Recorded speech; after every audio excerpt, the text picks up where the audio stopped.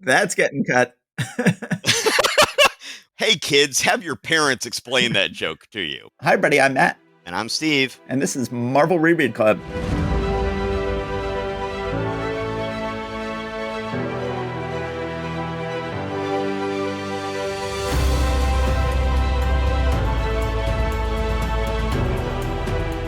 Hi, Steve. Welcome back. Hey. So, Yes. we are continuing to record the books of June 1965. We had pretty good books for the first half. We've got some really nice books here in the second half and some not so nice books. But we have I won't spoil it, but one of these 7 stories we're about to do is a real, well, 2 of them are real gems, I would say. And we will reveal which ones they are when we get to them. Well, I mean, Matt, I think it's obvious that the Human Torch and Thing story is just one of the. It's a masterpiece for the ages. Yeah, no, that's not actually the case. As a matter of fact, I am thinking that you could probably dispense with this one in 2 or 3 minutes. But let's go ahead and let you go. I guess that brings us to the first book we are covering for the second half of this month, which is Strange Tales number 133, featuring Doctor Strange and the Human Torch and the Ever-Loving Thing. It's hard to tell who's doing this cover because the left looks like Ditko and the right doesn't. Doctor Strange looks like Kirby to me. Clea, or not Clea, but the other woman looks kind of Ditko-ish. And yeah, so it looks to me like Doctor Strange was redrawn by Kirby. Yeah, that's entirely possible. But then it doesn't. I would say the thing on the right doesn't look like either of them. Anyway, No, we see Doctor that Strange. looks like Bob Powell. We see 2 women fighting over Doctor Strange, and we see Human Torch and Thing dealing with, I guess, it's something that really doesn't happen in the issue. They look like they're sort of fighting mannequins, which really doesn't happen. I think the best thing about this Human Torch and Thing story is the way that this mechanical Ice Queen looks. I think that we see Human Torch, and then we see again on the splash page. Well, it's an interesting issue because we begin very much in medias res. We begin with the middle of the story where the puppet master, who has had a lot of plastic surgery to not look like the puppet master anymore. He certainly hasn't made himself look any better. I've looked like a little evil ugly guy for a long time, and now I want to look like an entirely different little evil ugly guy. And he looks like Uncle Fester. We see him. He has created one giant robot to grapple with the Thing and another really cool looking Ice Queen robot to shoot ice blasts at Johnny. This is written by Stan Lee, art by Bob Powell and Mickey DeMeo, who aren't the worst combo, but they aren't the best.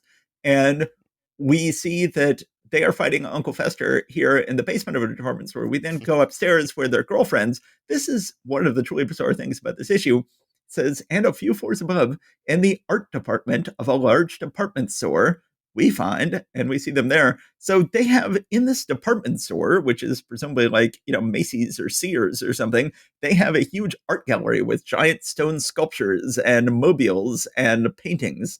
And it's like, when you buy fine art in a department store, that seems... if you're a hotel. I guess it seems very strange. And then we flash back to when the whole thing began, when the girls came here shopping with their boyfriends, and then a creepy guy comes up, and Alicia fails to perceive that this is the puppet master because he's had plastic surgery. This is... right. and of course, so that way he doesn't look the same to Alicia, who cannot see. You wouldn't think that the man who raised her would be able to disguise himself with plastic surgery, given that she can't even see. But she does not realize this is the man who raised her. He then tries to lure them all down in the basement so that he can attack them. He manages to eventually just lure the boys away, but not the girls. They're like, okay, we'll go down to the basement, deal with this Uncle Fester looking dude, and then leave the girls upstairs and we'll be fine. But of course, when they get there, they very quickly figure out this is really the puppet master. And then they get attacked by these robots that were especially designed to attack them. One successfully grapples with the Thing. The Ice Queen successfully shoots ice blasts at Johnny. We then this is really bizarre. I guess this is more of an inking mistake than a penciling mistake. But on the top of page 3, we've got a panel that begins with little scalloped edges. to show that this is Oh, the beginning of a flashback. This is sort of a classic comic. What's the word I'm looking for? Classic comic iconography. visual tool or whatever. Yeah. Visual tool shows beginning of flashback. But then they sort of get very confused about when the flashback ends because Yeah. that flashback has already ended a long time ago. And then suddenly, just utterly bizarrely, on page 9, we get the scalloped edges showing that the flashback is ending. But the flashback ended several pages ago. And this is just in the middle of a 2-panel sequence. The first panel acts like it's the end of a flashback, which it is not. And it's just comics 101 failure. Yes, very much so. And that would not be the inker. That would be either the penciler or the letterer. Because the letterer also, at this point in time, inked in all the panel borders before it went to the inker. I did not know Yeah, that. so the penciler penciled it. It went to the letterer. The letterer did all the lettering and the panel borders, and then it went to the inker.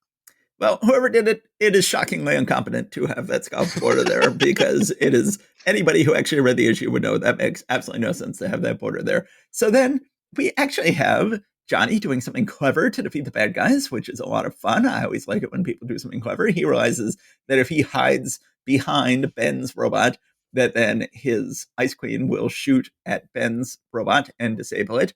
And then Ben can break free and save them both, which is really nice. They seemingly sort of accidentally almost kill Puppet Master, decide to just leave him there almost dead and not tell Alicia that that was her, that person who she did not recognize because he had plastic surgery was her stepfather. And then they all Now, go home. in fairness, he said that he spoke in an unnaturally low tone. Yes. So, I mean, you know. Oh, well. Yeah. But anyway, it's a typically terrible Human Torch and Thing story, only a minuscule amount redeemed by, I think, a really cool look on the Ice Queen. Yeah, I think this is actually even below the normal standards for the Johnny Torch thing stories here. This is just, I mean, Bob Powell, I can sometimes like his stuff, but this issue, it's just no. Especially the way he draws the Puppet Master and that weird, like, I don't know what turtleneck sort of thing he's wearing, or like some kind of big and it looks like he's maybe wearing like one of those airplane neck pillows around his neck or something. Yes. And it just, and his eyes just, you know, are big black sockets with eyes in them. It's just, you know, there are several things in here where I would just, you know, if somebody showed one of these to me at a comic convention to get a critique, I'd just be like, okay, you've got a lot of work to learn to do what you need to do. I just am not a fan of this story at all. And then presumably at some point, Puppet Master gets plastic surgery to just revert back to how he looked before. And presumably his plastic surgeon was like, really? You want to look like that again? You want to go back to that? And he's like, yes. Yes, have me look exactly like I looked before. Because he's like, well, it's really kind of a wash. Yeah. Okay, so let's move on to a much better back half of the issue. One of the best Marvel stories this month. One of the best Marvel stories of all time. The all-time great Baron Mordo Dormammu epic continues. We are on chapter 4. A Nameless Land, A Timeless Time. Lee is still giving himself writing credit. Ditko has not taken over the punning credit on this book yet. Strange is the script by Stan Lee. Awesome is this art by Steve Ditko. Lilting is this lettering by S. Rosen. We begin with Doctor Strange, who, as you recall, was almost killed by Baron Mordo and Dormammu last issue and escaped through the dimensions and is still zipping through dimensions. Beautiful first page of him passing through dimensions. We get Baron Mordo and Dormammu trying to figure out how to track him down. We get Clea continuing to worry about him. I think that Clea looks fantastic. I love Clea's utterly bizarre hairdo. They did not try to recreate this on Charlize Theron when she showed up briefly in Doctor Strange and the Multiverse of Madness. It is a shame. I would have loved to see Charlize Theron wearing this crazy hairdo. But they did not do it. One thing I have to say in this whole issue is just this may give us more crazy Ditko interdimensional trippy weird backdrops than any issue we've gotten so far. This is just nuts how much he puts in here, and I'm here for it. It is fantastic. And indeed, on page 3, we see him shooting through different dimensions as like a black ball, and they all look like gorgeous Ditko other dimensionality. And then he finally arrives in a in a place where there is a woman who's like, no, no, no, you got to get out of here. We're ruled by an evil woman dictator who is going to find you and discover you. But she does find them. It is Shazana. She takes them both prisoner. And we never find out, I don't think, the name of the Bond woman who is warning Doctor Strange about Shazana. But who has some hair that is somewhat reminiscent of Clea's, but yes, but it's like she's got a ponytail, she's got a cowl, and there's a ponytail sticking out the back, and then there's a little top pony sticking out of the top, and then two other little ponytails sticking out like horns in the front. yes. Oh, It's I like it. Yes. I guess I didn't realize they're half sisters. So her half sister, Shazana's half sister, is there, and she's like, "No, I'm going to send her away. I'm going to attack Doctor Strange." She does not realize Doctor Strange is only temporarily weak from his travels, so she just sort of leaves him kneeling in a useless lump on her floor and leaves to go deal with other stuff. Some of her subjects have arrived with treasures for tribute for her, so she goes to deal with it. Doctor Strange is first like, I'll just send out my ectoplasmic form. Nope, I'm not doing that. I am too weak. That did not go well. And so he's like, crap, what am I going to do? But then a very clever sequence, he is approached by the very creepy looking pet of Shazana, or not creepy looking, but just unusual looking pet of Shazana. And he pulls up his Eye of Agamotto and hypnotizes it into revealing the secrets of Shazana. Finds out that she just bought a big orb to give her magic powers and keeps it under her throne. That tells him all he needs to know. He goes ahead and sends the eye to Shazana's half-sister and tells her, here's what I want you to do.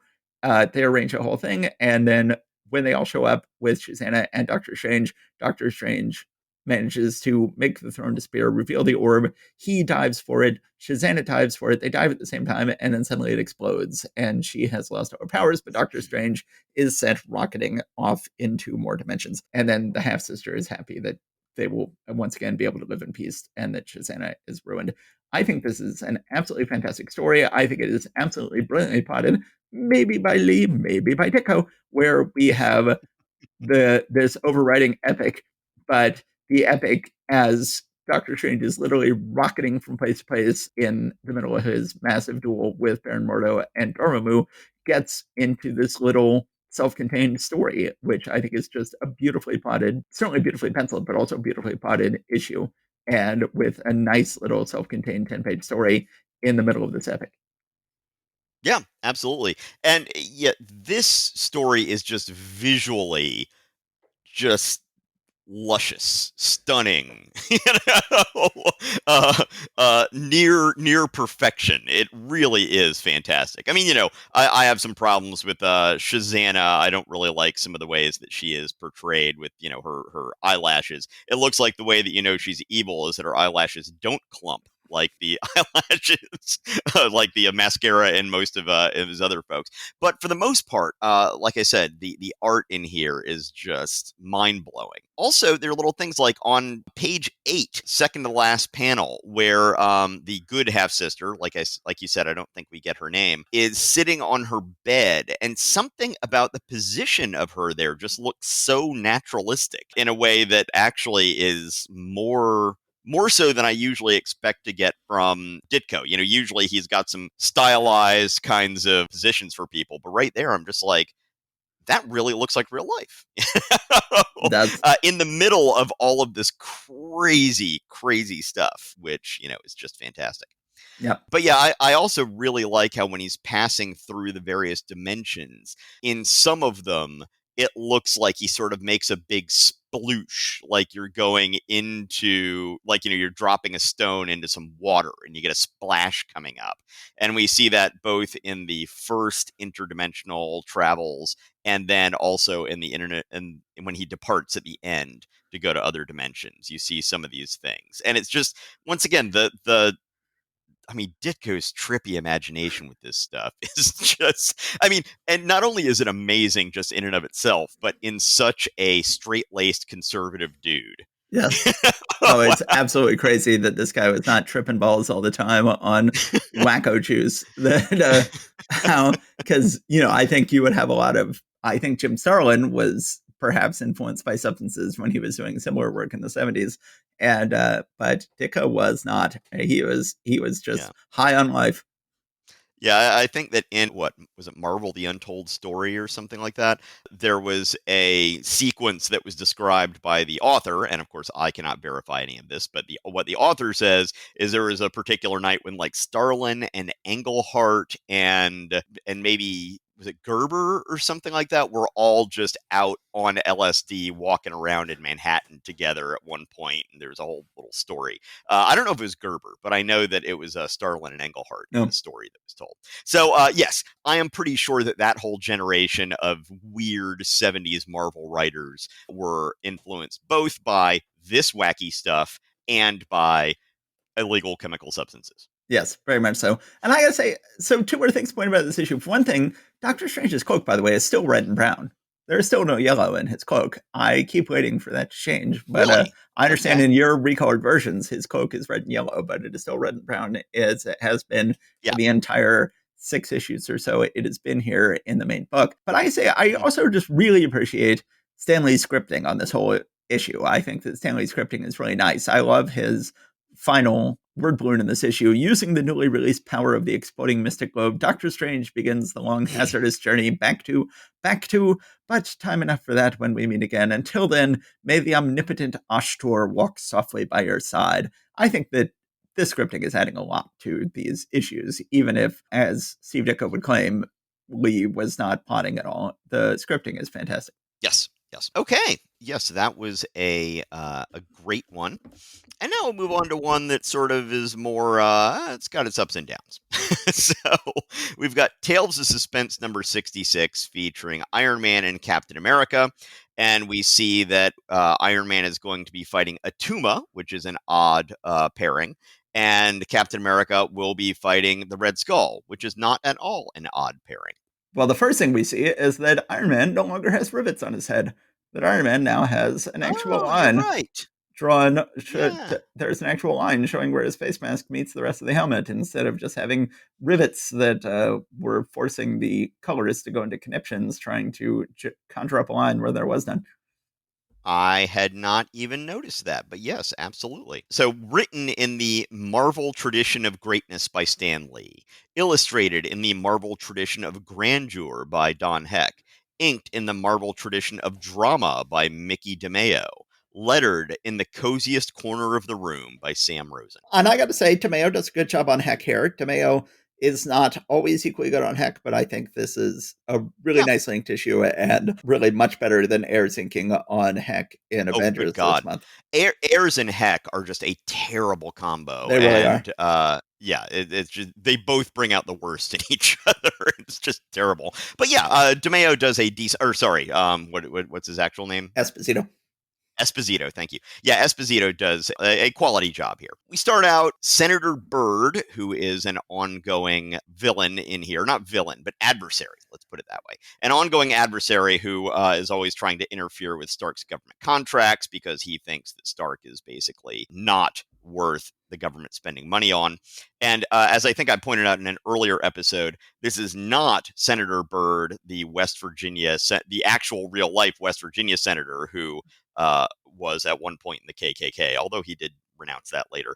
But Yeah. but no, he is a different Senator Byrd. Once again, Happy is trying to get Stark to do something. Because you pointed out last issue, Happy wasn't allowed to drive Stark somewhere, and Stark was a jerk to him. And so this time he's like, "Hey, let me drive the test submarine. You know, I need to do something around here." It's like, "No, we're not going to let you drive the test submarine. What are you talking about?" Well, he storms out, and as it turns out later, he is gone. He has left. He'll be back later, but Right. he has gone supposedly for good. Then, of course, we have that thing where it's like, no, I'll let Iron Man do the test, and then they're like, hey, where's Stark? And someone's like, oh, Stark never shows up for these things. Like, he doesn't show up for his tests. He just sends Iron Man, and no one puts two and two together. So here's Iron Man in his armor with his iron gloves, working the controls of this little underwater patrol craft thing that he's making for the U.S. military. But he just happens to stumble upon some scouts for Atuma's forces. So they start shelling him basically with some stuff. And he jumps out of his vehicle and finds that they've got an enormous gun, like cannon, that they've got, and he says it's pointed at the surface. It's like, well, it's pointed up, but Right. I mean, it's that every like heavy artillery piece is going to be pointed up. That's not. What is It's not like when we have one. It's like it's pointed towards space. So, yeah, so it turns out that there is a rare metal which is called Nautilium, as in like Nautilus or whatever, but Nautilium. So, Nautilium apparently precedes both adamantium and vibranium. So, Nautilium is the first sort of made up metallic element right? that we have in the Marvel universe. So, they have found all of the Nautilium on the entire ocean bottom, and they have put it into one shell. And apparently, the way Nautilium works is once you get up in the air, it will turn all of the oxygen into water vapor or something like that, and then Atuma will be able to rule on the surface world because it's going to be wet enough for him to breathe, and it's too wet for humans to breathe, so they're all going to have to wear spacesuit helmets and serve as slaves. That's his plan. Iron Man ends up in combat directly with Atuma. He is then able to send his little test craft into the nozzle of the Nautilium gun right as they're shooting it, and it just self-destructs right there in place without getting up into the atmosphere where it would destroy all of our oxygen. So then Iron Man comes out of the ocean. Actually, that panel on page 12, the third from the last panel, I just noticed, look at the perspective of Iron Man. Note the pier over on the left-hand side of the panel. Yes. That just makes zero sense whatsoever. Anyway, so Senator Byrd just thinks this is more evidence that he's wasting government money because this thing isn't working. Then it turns out also that Happy has actually run off, and we don't know where he is. So Yes. that's Relieve It. Senator Byrd now has more, has just as much of a mad on for Stark as ever, and Happy is done with this BS and has headed out. Do you have any thoughts about this story, before we move on to the Captain America? I really don't. I think that Tomeo looks nice on Heck. I think it is perfectly fine to spend part of an issue having your hero fight Atuma. Atuma is a perfectly fine villain. As if we're going to have everybody one by one take their time fighting him, that's fine. They make for perfectly fine stories. This is a ultimately rather forgettable issue, but it's a pleasant enough way to spend 12 pages. I wonder if any, postmodern writer has ever brought Nautilium back up. I don't think so. Maybe Mark Waid. Well, that's, if they haven't, then that is some fertile ground for some writer to bring up here. Okay, so now we're going to move on to Captain America, the fantastic origin of the Red Skull. And I don't think this one is taken from Captain America #1, is it? Well, they say the fantastic origin of the Red Skull, all new, never before revealed. So they seem to be going like, okay, fine. The first 3 months of this feature, we were just not only very lightly adapting old Joe Simon, Jack Kirby stories from early days of Captain America, we were only doing Captain America Comics #1. All three of those stories were adapted from stories within Captain America Comics #1. As far as I can tell, they have finally realized, okay, maybe that's the only issue of Captain America Comics they had, and that now that they've exhausted it, I'm pretty sure this issue is not based on any of the later appearances of Red Skull, and that they are being honest when they say all new, never before revealed. And this is the actual origin of the Red Skull. And I got to say, I think this issue is an absolute masterpiece. I think this issue is absolutely gorgeous and Yeah, good. and just beautifully written by Lee and Kirby together. Yeah. So here and now, in the full maturity of their titanic talents, Stan Lee and Jack Kirby recreate the glory and the grandeur of Captain America. So this is the second book we've seen this month where Stan Lee and Jack Kirby are not credited as writer and artist, but are rather credited on the same line, which is how they will be for the final several years of these books. And again, is this intentional? Who knows? Yes. Chick Stone is back inking here, and so which I usually like to see. So we have no real explanation here as to how Captain America was captured by the Red Skull, but they do make it clear this was part of the whole aftermath of the previous issue where the Red Skull had shown up and was knocking out all these military folks. So then somehow in Captain America pursuing the Red Skull after that, the Red Skull captures Captain America. Red Skull is basically interrogating Captain America, trying to figure out how he figured out, that Maxon actually, not only was Maxon not Maxon, Maxon was not, so Maxon is the industrialist from last issue that had built the plane, and then it blew up and he was acting weird. So then it turned out he was the Red Skull. Well, now it says, tell me, how did you learn that Maxon wasn't the real Red Skull last month? He says, mostly by the way he fought. I caught him too easily. I had heard of your fighting prowess. So Red Skull then says, let's see, what does he say here? Before I dispose of you, I shall tell you how I first became the Red Skull, secure in the knowledge that your lips will never repeat my tale. So he started monologuing.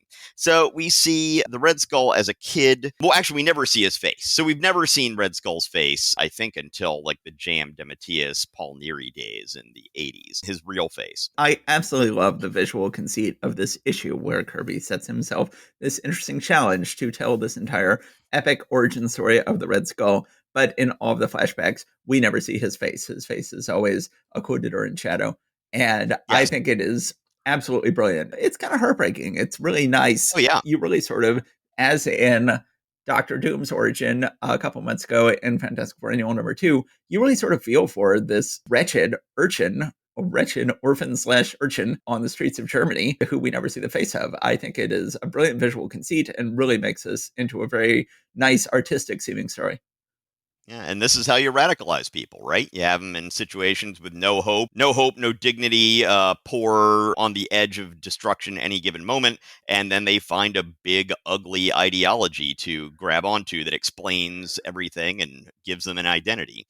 So that's what we're seeing here. Yeah, so he was a street urchin, he was stealing, but then it turned out that even when he was stealing to eat, other bullies would come and steal his stuff that he had just stolen, and so he didn't even get to eat the chicken, and then we see his wretched existence as he grew older, interspersed with World War II era scenes of the Red Skull interrogating Captain America. So then the Red Skull talks about how my life changed when the Nazis came to power. He was working as a hotel porter or something like that. A bellboy. There was a big Nazi rally, and Adolf Hitler was staying in the hotel, and he was in the room serving tea, it looks like, when Hitler was berating one of his generals. And so he's telling the general, why have I no one to turn to? None to depend on. Must I create my own race of perfect Aryans?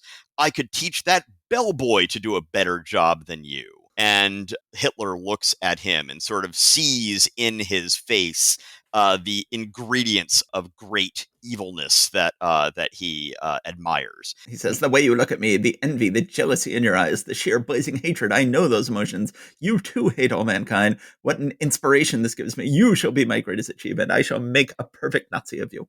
Again, don't see Red Skull's face. We just see Hitler getting more and more enraptured by this whole concept. And I think it's just brilliant.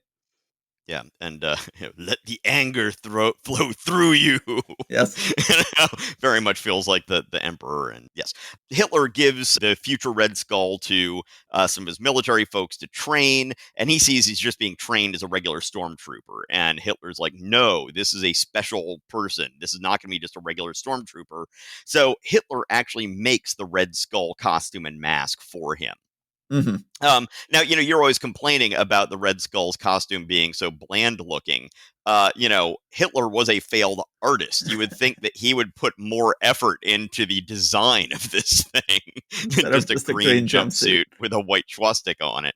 Although he really knocked himself out with that mask. That came from an actual artist. He shows himself to be absolutely ruthless. Meanwhile, in World War II time, at this point, Captain America breaks out of his... no, he's still chained up, but he's just still fighting while he is bound. And so he's given the Red Skull a run for his money. even though he's all tied up. We then see more reminiscing of the Red Skull in World War II and of him just really reveling in all the destruction he's able to rain down on the world in his new role, including people who are loyal to Hitler. Says, no, you cannot take my son. He has done nothing. He is loyal to the Fuhrer. The Red Skull says, bah, it is his loyalty to me that counts. Take him away. And then he says, thanks to my cleverness, many of Hitler's most trusted advisors began to mysteriously vanish. So they do this in the first Captain America movie. They've got the Red Skull first being loyal to Hitler and then revealing that no, he wants to take over from Hitler. They have him fully take over from Hitler in that movie. Seemingly the actual Nazi menace has been defeated in that movie to be subsumed, overwhelmed by the Hydra menace. Here, Hydra is a separate thing that is not Red Skull's organization. Now, of course, one of the reasons they did that in the movie... And Hydra doesn't exist yet. It's going to show up in the next year. But one of the reasons they did that in the movie is because they wanted to have toys that didn't have swastikas on them. And they first ran into this problem with the Captain America cartoon in the 90s, where they were like, okay, we're going to have Captain America toys, and then all of his villains' toys, and they've all got swastikas on them. And then the toy stores were like, no, you can't do that anymore. And Marvel was like, what? And they're like, no, you can't have toys with swastikas on them. For one thing, the Germans really aren't happy about that, but Americans aren't that happy about it these days either, and they're like, oh, okay. So that was how they came up with this whole conceit in the Marvel movies of that Red Skull used the Hydra symbol instead of the swastika, and then he basically had already wiped Hitler out of the way, and he was now leading the World War II effort. So now the World War II baddies all had Hydra emblems instead of swastikas. So here we don't go that far. He's still wearing a swastika, but I had not realized the degree to which this was in the comics, this idea of, no, I am no longer loyal to Hitler. I am leading my own, essentially independent movement at this point. Well, I think also they wanted to be able to show the movie in Germany, which I think there are actually legal problems, like constitutional problems with being able to show things that have swastikas on them in Germany. Right. So, they might not even be able to show the movie there in that case. So we got, once again, the confrontation between Red Skull and Captain America. He does flashback here to how he ended up capturing Captain America. So this is, you were saying earlier, right, that wasn't revealed. This is revealed here.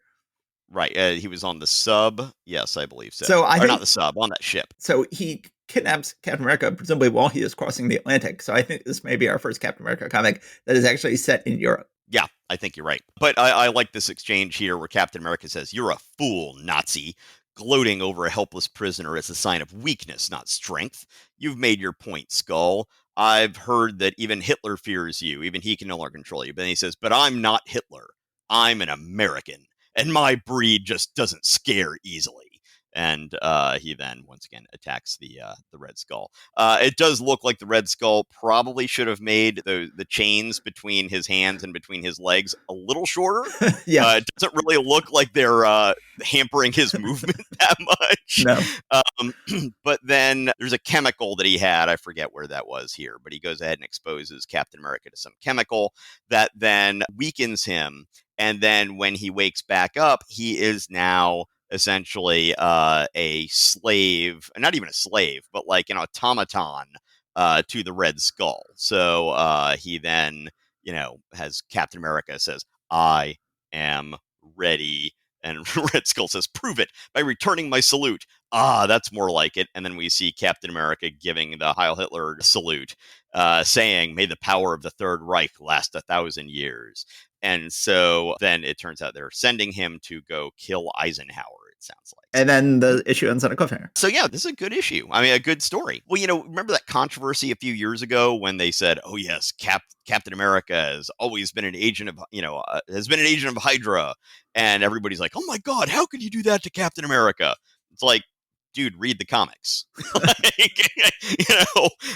Go back to 1965. He has been turned into a Nazi before. Just cool your jets. It's not going to last forever. Yes.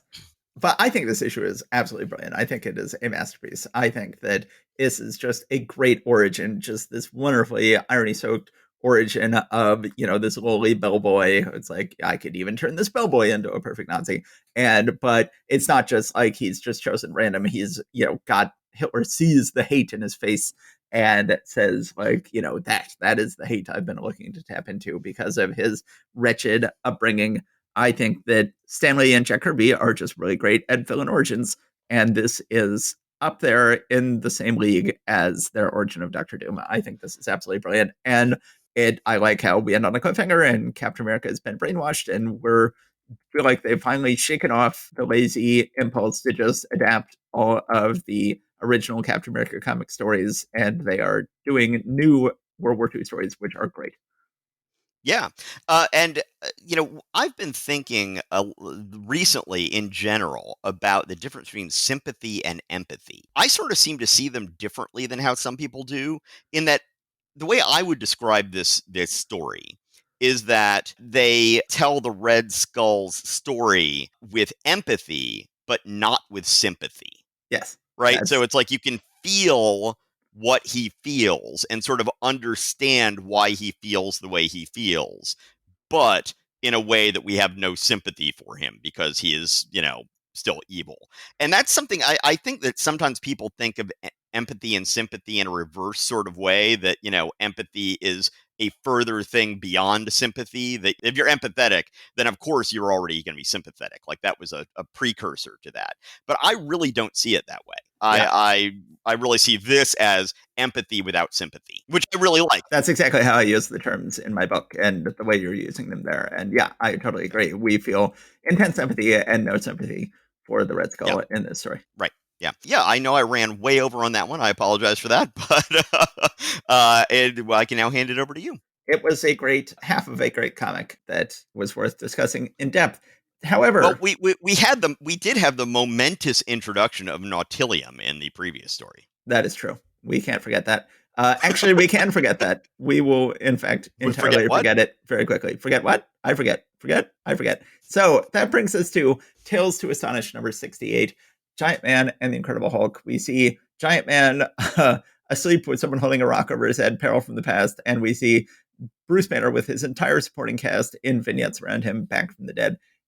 Seemingly Coletta inked cover, which is a shame. Kirby Coletta cover, it looks like. We jump into the issue. Coletta would only ever ink covers when he inked the inside, and sure enough, whop, whop, here's Coletta on the inside. So we begin with the Giant Man story. Stupefying script by Stan Lee, stereophonic art by Bob Powell, stultifying inking, pretty accurate, by Vince Coletta, schizophrenic lettering by S. Rosen. So thankfully, Coletta just thinks the first half of the book, not the back half. So then we begin with, we've read a lot of bad Marvel comics, and we've heard a lot of dumb villain plans. I think this may be the dumbest villain plan we have run into in the entirety of Marvel Comics. The Human Top, who I should point out has badass, kick-ass superpowers that he can use to attack people, has decided, no, I'm not going to use my superpowers to attack Giant Man. Giant Man is hanging around being giant. I'm going to buy or rent a plane, fly the plane right at Giant Man, crash into him, but don't worry, I am going to dive out of the plane without a parachute and hope I land in trees. So it's like whenever you have anything like the beginning of Indiana Jones and the Temple of Doom, or whenever you have anything that involves like, I've got a plan to kill the hero that involves me blowing up my own plane. I'm like, all right, planes are expensive. I think you are underestimating how expensive planes are. Like, generally speaking, any plan that involves you destroying your own plane in order to kill a hero is not a good plan. Well, at least, unlike Indiana Jones and the Temple of Doom, they didn't show that he actually refueled. They actually show that they refueled after catching Indiana Jones, but before dropping him off. Yes. Why you bother refuel before that, I don't know. I've always wondered that. He crashes his plane into Giant Man. He jumps out and tries to just land in trees, but then Giant Man saves him, but saves the bad guy who just tried to crash a plane into him, but trips and smashes his head into a tree and falls unconscious. This turns out to be the Human Top. The Human Top is like, I could just pick up a rock and smash his head in, and gone like, nah, it wouldn't do any good. He's too big. And it would only serve to sting him and to revive him. So then the Human Top's like, I don't know what to do now. I guess I'll just leave. So then he just turns into a tornado and just flies away. The whole thing is so poorly written. Like, I used to give Stan Lee, the first two times I read through all these stories, I was giving Stan Lee a lot more credit than I give him on this read through. And I'm reading this through now, and I'm like going, how could I have ever read this comic and said that this comic had the same plotter as Spider-Man and Doctor Strange? And like, this is just like, you would never get a plot this dumb in any of the Kirby or Ditko books. of just, I'm going to crash a plane into Giant Man and jump out without a parachute. Never get anything that dumb. So then we then see Giant Man goes back to his lab with the Wasp. He is all concerned about how tall he should grow and what's the ideal height. And it goes on and on and on. And they go back and forth. Meanwhile, the human top is also working on improving his abilities. He is like, I should really be able to fly. That'd be awesome. Maybe I should invent myself a new outfit that enables me to fly around while I'm spinning around like a top. So he does. Well, and as he's getting rid of his old costume, he actually does refer to it as making him look like a turnip. He says, "I'm just like a human turnip in this blasted costume," and I believe I have referred to him as Turnip Head in the past, if I'm not mistaken. He heard your criticism and internalized it.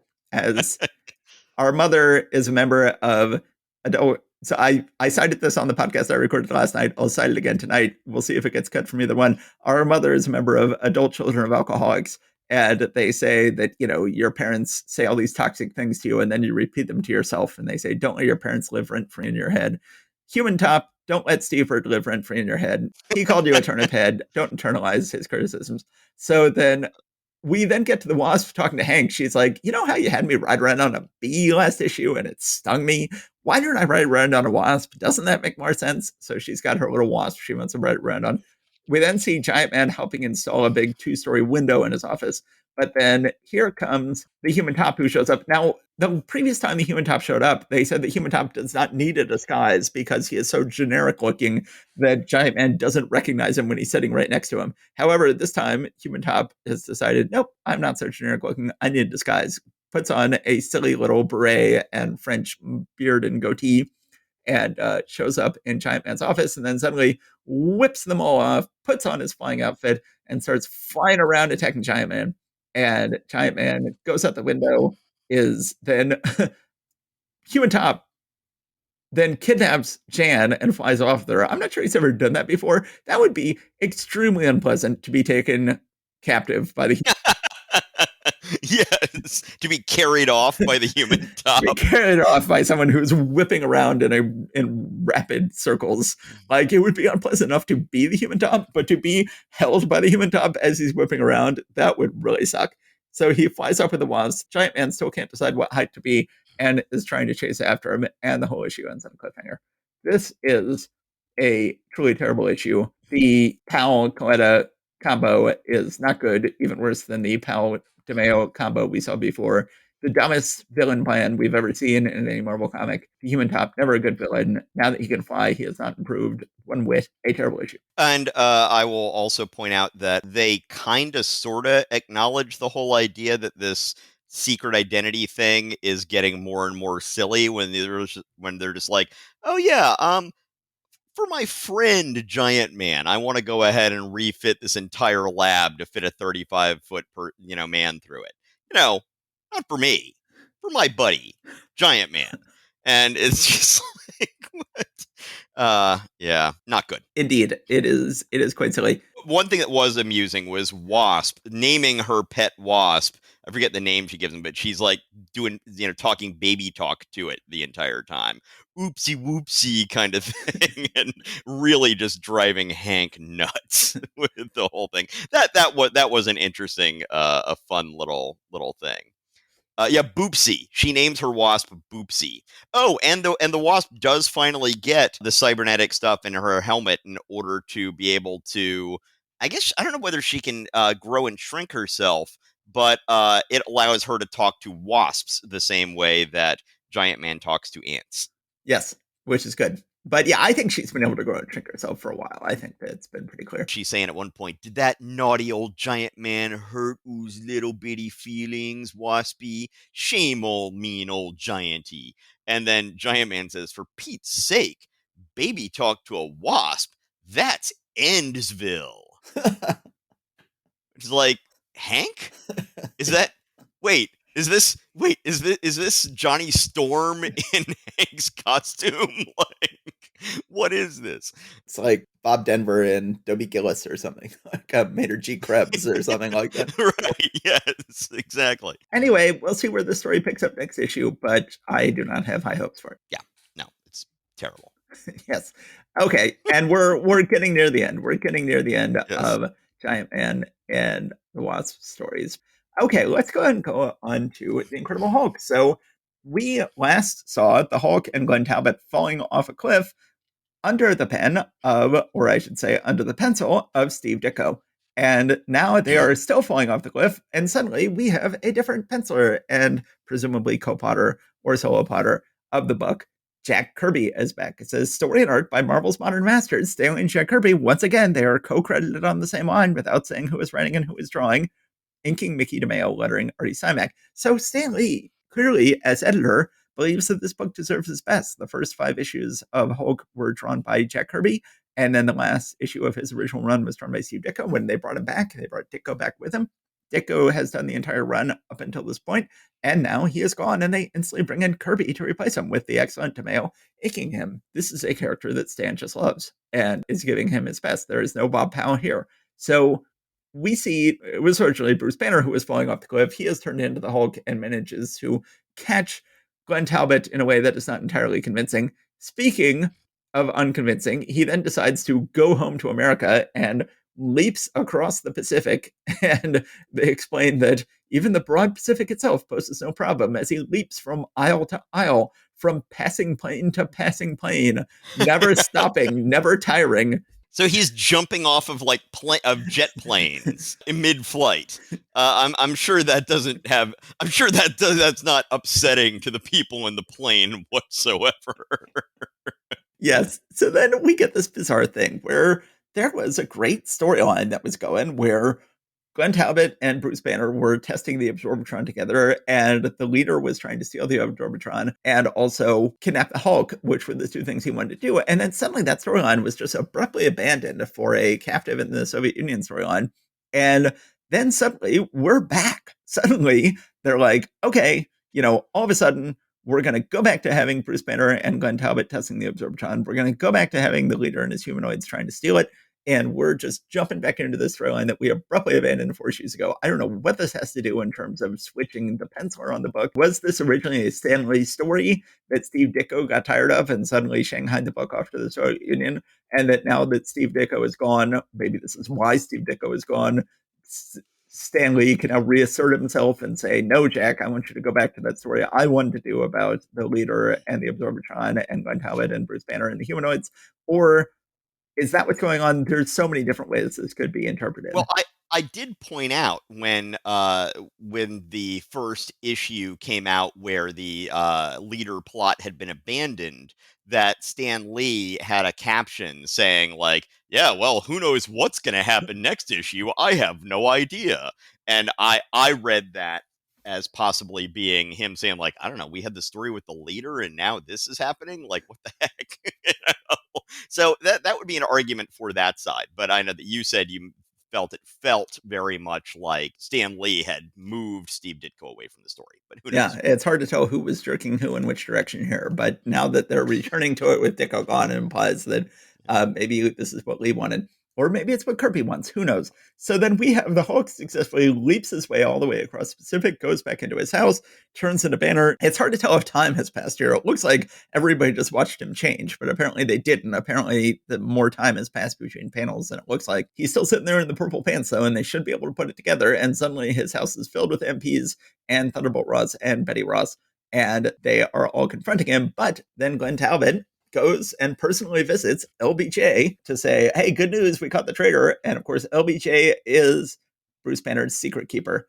And we once again have Stan Lee's favorite LBJ quote. He says, let's not jump to conclusions, Major. Let us reason together. He's quoted, let us reason together before. So then LBJ thinks to himself, only the boy named Rick Jones and I know the secret of the Hulk. I must not betray that secret, but I can allow no harm to come to Banner. So he says, not only am I not going to arrest Bruce Banner, and you're not going to arrest Bruce Banner, you're going to go back to testing the Absorbitron with him on that same island you were on before. Talbot is pissed about this, but is going to do it. They then have Rick Jones hanging out with Bruce Banner going like, oh, they're saying these horrible things about you in the paper. And they actually have Bruce Banner say to Rick, did you leave the Avengers and travel all this distance just to tell me you're beginning to doubt my loyalty too? So they're acknowledging the fact that it's truly bizarre that Rick Jones keeps going back and forth between the Hulk and the Avengers. So then, Well, and I wanna let's keep an eye out for exactly what the chronology is here for what's going on, because when we get to the Avengers, they are also going to be talking about Rick and the timing, and they're actually going to acknowledge this stuff in of the Avengers, but it really seems like they got everything screwed up time wise. So I just let's pay attention to that when we get to the Avengers and see if that makes any sense, because I don't think it does. Bruce and Gwen land on the island. They find a bunch of pink powder sitting around. They're like, "Oh, I'm sure that's not a problem. It's not like we were attacked by a bunch of pink humanoids last time we were on this island." And indeed, they are attacked again by pink humanoids. We are right back in the thick of where we were 4 issues ago. And that issue, however, ended rather anticlimactically. This issue does not. The Hulk attacks the humanoids. They are attacking him. They suddenly shoot gas at him. They knock him out. And then the leader, it's a little unclear in the art here, but the leader seemingly kidnaps the Hulk and hauls him off in a big flying ship off into seemingly outer space, or at least into the stratosphere. And that is the end of the issue, which then, interestingly enough, will then pick up in the next issue of Avengers, which we're about to read, where we'll show that issue is set, picks up from the events of this issue, and then shows us a glimpse of what's going to happen in the next issue of Hulk. Anyway, I am very glad. I have no idea who was tricking who in what direction, but I'm very glad we pick up where we left off and go back to the Absorbatron leader, humanoid, Glenn Talbot, Bruce Banner story. I think it is absolutely ridiculous that they had to have him leap across the Pacific to get home. But I think that other than that extremely ludicrous thing, or for that matter, the ludicrosity of of solving the cliffhanger from last issue first and then him leaving home. But once he is home, we're right back to where we left off, and I think it is fun. It is always silly when LBJ appears in the book as Bruce Banner's secret keeper, but it is also delightful. And I think that this is a fairly delightful story. It's great to have Kirby back on the book, and I think this is a good issue. Well, in the country hopping stories, he does end up on Easter Island at one point. Was But he coming from the west or the east? he swims there. He swims to Easter Island, Oh, which, does he? yeah, Okay. Okay. Never mind then. he does not. He does not jump there. That would be Easter Island is one of the most remote places in the entire world. So jumping there would be an especially tricky feat. No, I think he ends up swimming there. Yes. So, what did you think of this issue? I really liked it. I think that that Kirby is bringing a really nice energy back to the Hulk. You know, Kirby and Ditko both do great Hulks, but they both do them in very different ways. And it's nice to see Kirby's energetic style back on this thing here, and a sort of stouter Hulk, rather than Ditko's Hulk felt kind of heavy, kind of ape like in many ways. They're both great, but it's really nice to see this back again. Okay. So, the Avengers, this is it, the search for the Hulk, 4 against the Minotaur. And we have a nice looking cover with the new kooky quartet facing off against the Minotaur with a hovering apparition of the Hulk behind them. Story by Stan Lee. Who else? Art by Don Heck. Why not? Inked by Dick Ayers, lettered by S. Rosen. And yes, Don Heck and Dick Ayers are a train wreck together. They each seem to bring out the worst in each other. But notice that we start out here, and Rick Jones is here, right? Right. And he's still stewing that he hasn't been made a full-fledged uniformed Avenger, which, once again, it's just like, dude, get a grip. It's not happening. And we've got some tensions between some of the characters about, Cap being the leader of the group and Quicksilver and Hawkeye maybe not being all that enthusiastic about it, although, Scarlet Witch seems to be like, he's good to me. Captain America is no weakling. I shall enjoy being an Avenger. But yeah, Exactly. it becomes an ongoing thing that Hawkeye wants to take over as leader of the Avengers. But at the beginning, Quicksilver wants to do it too. Quicksilver is thinking, I must be patient with my great speed. It is only a matter of time before Quicksilver replaces Captain America as leader of this group. And then Hawkeye is thinking a similar thing. So all three men want to be leader at this point. Scarlet Witch, however, is more than happy to be led by Captain America. So on page 3, we then see a reference back to that Hulk story, and it says, "But even as the search proceeds with grim intensity, the green-skinned Goliath is being whisked through the sky on a fantastic journey into captivity by one of the world's strangest villains, as seen in the current issue of Astonish number 69, The Lair of the Leader." So but before the end of that story, we had seen Rick and they acknowledge he had left the Avengers to come over here to the Southwest to help Dr. Banner, but now he's back here in New York again, being mopey with the Avengers. Yeah. Make it make sense. It does not. It makes no sense. Okay. Why can't they just, like, Rick has no business being in the Avengers. He is a Hulk supporting character. Get him out of the Avengers. This is getting utterly ridiculous. Oh, it's been ridiculous for a while. It is beyond ridiculous at this point. Captain America then brings them into a training room they have, which, what do they call it? The playroom, as opposed to the danger room, right? But Because they don't have a guy who's trying to kill them all in there. But we see this through the years, the some kind of training facility that they have. This one looks more like a mad scientist kind of thing. But one way or the other, they're going and showing off their powers and their reflexes and how they're able to help each other. And you see that from their thoughts, they're starting to have a little bit of grudging respect for each other, even though they're still not quite entirely there. Then something really bizarre happens. A giant robot breaks in and says, "Avengers, I bring message from my master." And anyway, so Captain America's fighting this thing, and then they all jump in to help him. Page 7, that top panel with Quicksilver running and the big stripes showing his speed lines. That right there is just the whole thing where Dick Ayers is just like, man, this sucks. I don't care about this one anymore. Let me just go ahead and put some lines down and move on. yeah, totally. Just looks terrible. So they're fighting this thing, and they finally defeat it with their teamwork. And once again, they seem to earn some grudging respect for each other over the course of this. But then it turns, as the robot is dying, says, "You'll find Hulk in desert, desert, desert." Like, that is such a helpful thing to say. How much of the Earth is covered by desert? Exactly what percentage of the surface area of the Earth is currently desert? A lot of it. And you're like, oh, I'm going to go ahead and tell you where the Hulk is. Desert. Like, okay, thanks. uh, Thanks a whole well, lot. Like, he's always in the desert, dude. You told us nothing. But then you then get Captain America, who's like, well, I'm going to go where the lava men were because the Hulk may be around there. But he has absolutely no reason to think that. Yeah. So it turns out that was actually the Mole Man who sent this giant robot to the Avengers in order to bring them out to the desert Southwest because reason. Yes. So they take some other plane. It's the Avengers' newest model Jetstream cruiser and take that out west. And yes, they go to the same location where they had fought the Lava Men earlier. And they have a little aside showing that the Hulk is fighting the leader inside a hideout that the leader has inside a hollowed out mesa. But we are never going to have these two stories cross paths. It's just like, ironically, this is what's going on over here. They're looking for the Hulk, and yet he's right over here and they never see him. This is all happening in an issue of Hulk that has not been published yet. So this whole issue of Avengers is a preview of next month's issue of Tales to Astonish. And it's quite bizarre. We just keep getting these little flash forward glimpses of what's going to happen next month in Tales to Astonish. Yeah. So Mole Man uses one of his standard little, elevators down into the earth things. It is once again implied that the Mole Man has every single square inch of the earth lined with elevators that he can open up trapdoors underneath at any time. And he's like, yeah, I'm the Mole Man. It doesn't matter where you are standing on the surface of the earth. I can lower an elevator under you at any time.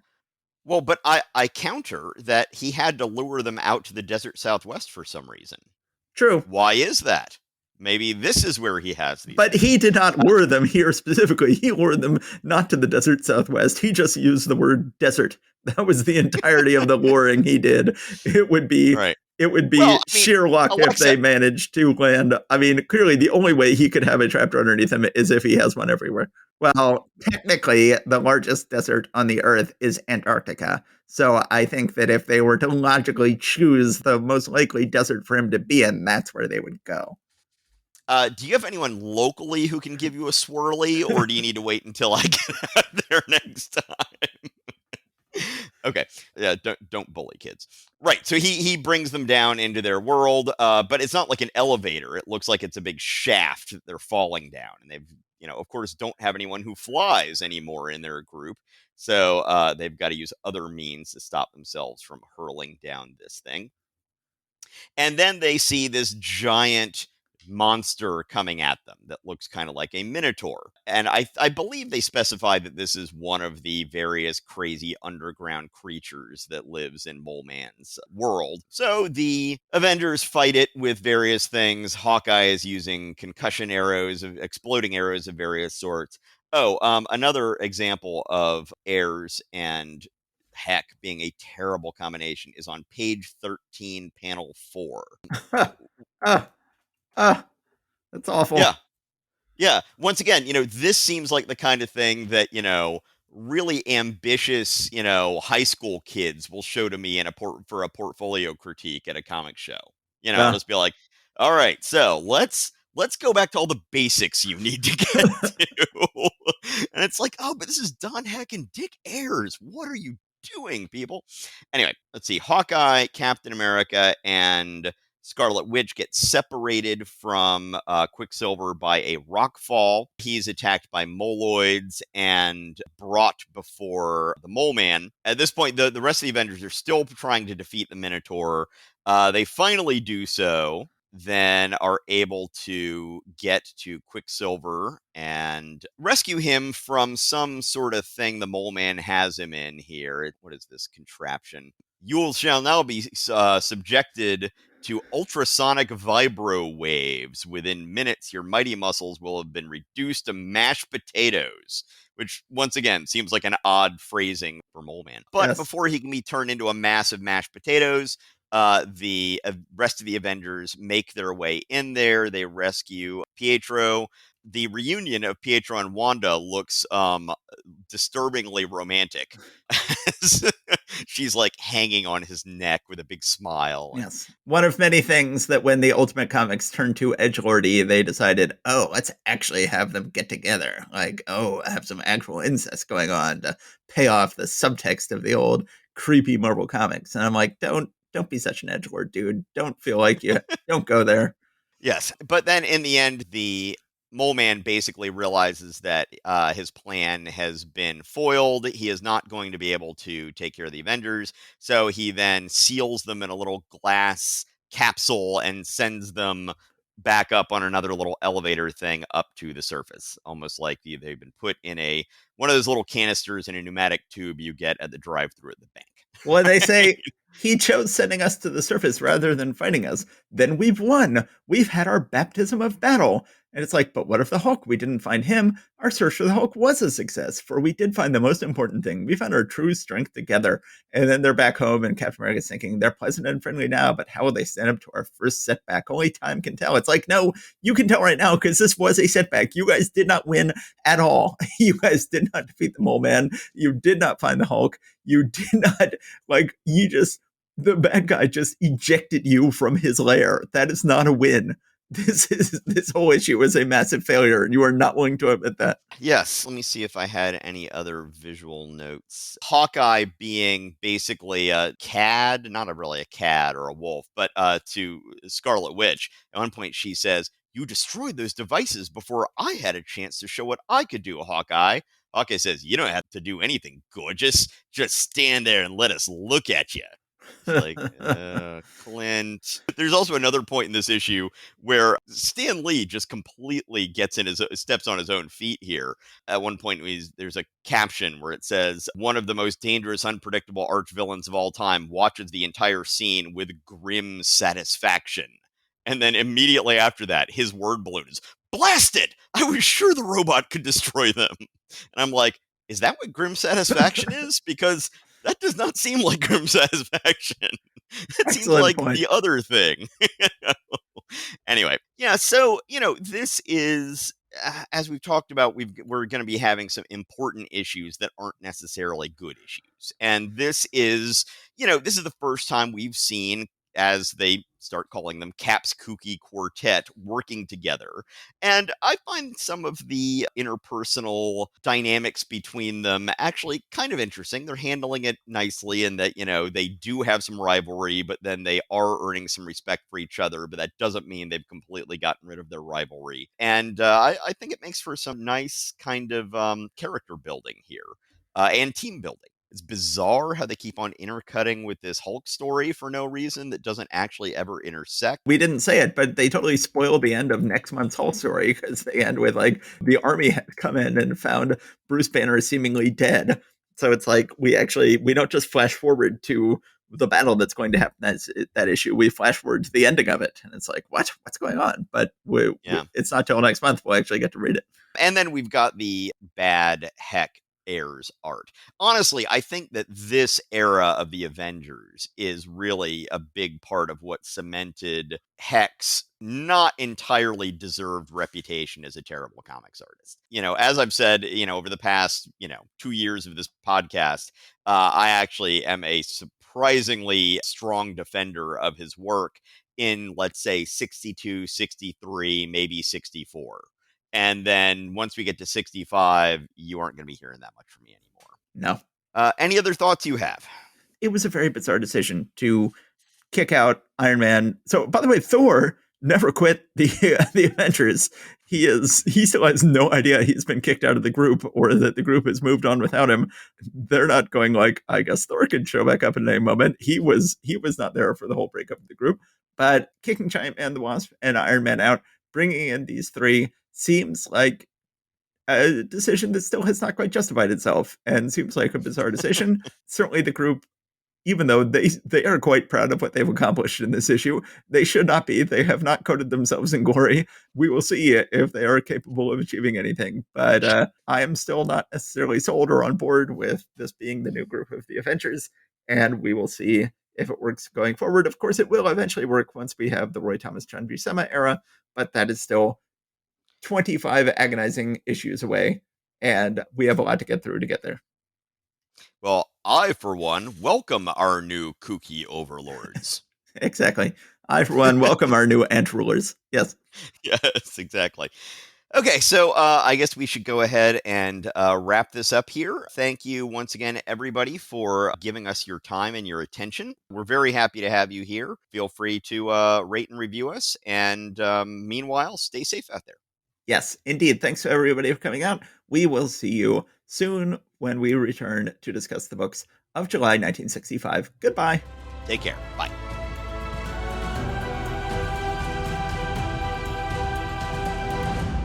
Thanks for listening to Marvel Reread Club. Please subscribe to us wherever you get your podcasts. Your reviews and ratings are a great help and always appreciated. We love hearing from you. Go to marvelrereadclub.com to find notes and join the discussion about this episode.